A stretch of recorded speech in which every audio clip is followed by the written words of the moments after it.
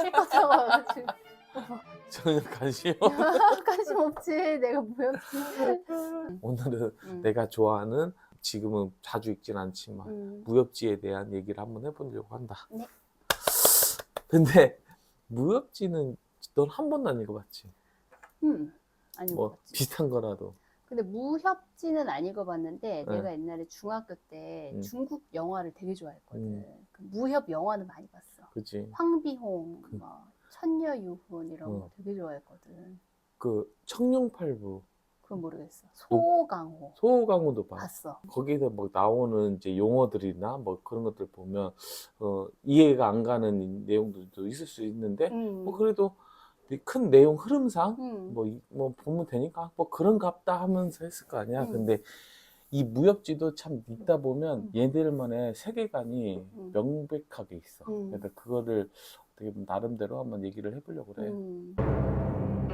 무협에서 나오는 그런 용어들은 뭘까라는 걸 잠깐 좀 알려주려고 하거든. 근데 혹시 이런 얘기들 뭐 내공이 깊다, 뭐 들어봤지. 내공이 깊다, 뭐 그게 다 무협에서 나온 얘기야. 한 분야에서 실력이 올라가게 되면 사람들이 아, 이 친구 내공이 깊어 막 이런 얘기를 하잖아. 근데 이게 무협에서 나왔던 용어야. 내공이라는 거는 어떻게 보면 기라는 거를 표현을 기 알지? 기운 할 때 그 기운 기자. 근데 기라는 거는 이제 우리 평상시에서 기라고 하면 그 사람의 뭐지 기가 어때, 기가 세, 막 이런 거잖아. 근데 여기서 기를 하나의 에너지처럼 표현이 되고 있어. 기를 축적을 하면 어떠한 에너지가 되거든. 근데 그거를 축적하는 방식을 뭐 내공신법 뭐 이런 얘기를 해. 여기는 단전이랑 단전 알다?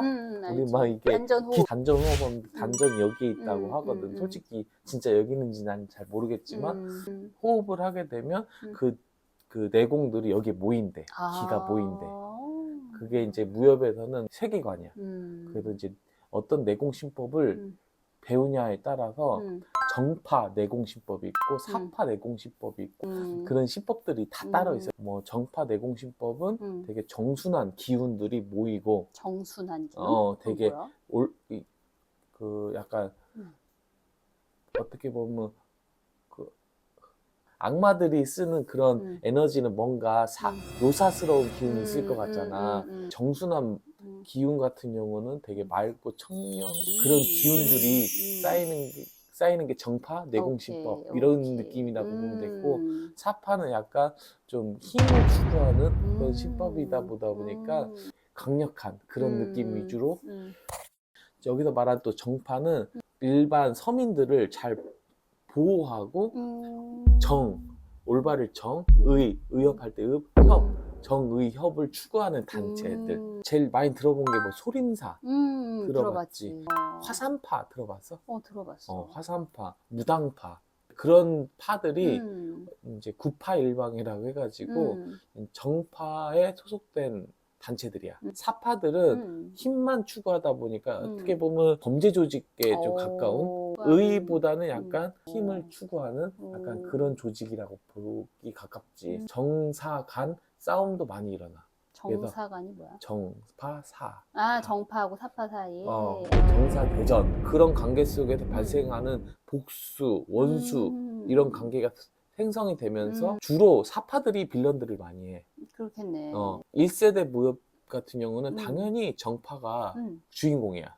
그렇지. 이제 2세대, 3세대 넘어가면서도 사파 쪽에서도 이제 주인공이 나오는데 그때는 사파 쪽에서 주인공이 나올 때는 정파 쪽에서 위선자라고 해. 겉으로는 선한 척을 하지만 뒤에서는 되게 더러운 짓을 일삼는 사람들을 정파라고 얘기하는 그런 소재들도 되게 많이 있어. 사파라고 해서 다 나쁜 놈들은 아니야. 그 사람들만의 힘을 추구하지만 이 사람들도 정의는 있고 그 사람들 간에 협은 있어. 이 사람들이 싸우는 기술들을 이제 무공이라고 그래. 무공 들어봤나? 들어봤지.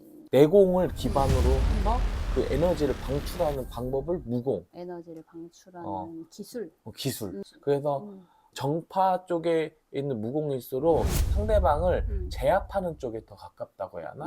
근데 사파 쪽은 상대방을 제압보다는 빨리 즉살시키는데 좀 좀 최적화됐다? 뭐 그런 식으로 표현을 많이 하거든. 살인도 아무래도 정파 쪽보다는 사파 쪽에 쉽게 생각하는 경향이 좀 있어. 그리고 이제 경공술이라는 얘기가 있는데 어떻게 보면 이동기야. 이동기? 이동기라고 하니까 이동기술? 그지. 얼마나 빨리 움직일 수 있냐. 이게 경공술. 약간 축지법 이런 것도 경공술의 축지법은 좀 일종인가? 달라. 축지법은 약간 도술에 가까워. 땅과 땅을 응. 생략을 시켜버려. 약간 그런 거에 표현이 가까워. 경공술은 응. 빠르게 가는 거야. 빠르게. 경공술에서도 막 그레이드가 있어. 단계가. 등급이. 뭐 허공 답보. 뭐 허공을 밟고 올라간다고 하고 등평도수. 물 위에서 평지처럼 지나갈 수 있다. 등평도수. 옛날에 달마대사가 중원으로 넘어왔을 때 등평도수로 물을 건넜다. 이런 얘기가 있어. 풀잎을 밟고도 빨리 갈 수 있다 해서 초상비. 경공술도 하나의 무공의 체계로 볼 수가 있거든. 그리고 또 무공에는 여러 가지 기술들이 있는데 가장 유명한 게 검법. 검법. 그 다음에 칼을 쓰는 그치, 법인가? 도법. 도법은 뭐야? 우리나라에서는 검과 도를 좀 비슷하게 보긴 하는데 둘 다 칼도 검은 양날에 검이 있지만 뾰족해서 찌르는 도구에 가까워.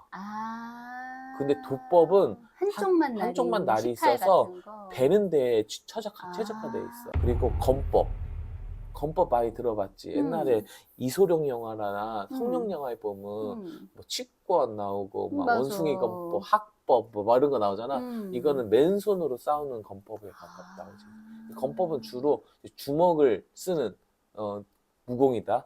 그리고 창법은 들어봤어? 창을 쓰는 건가? 창을 쓰는 거지. 그 다음에 봉법. 봉. 기다란 막대기. 그냥 막대기로만 싸우는 거지. 그래서 있지. 소림사는 멋있더라고. 소림사는 봉법과 검법에 특화돼 있어.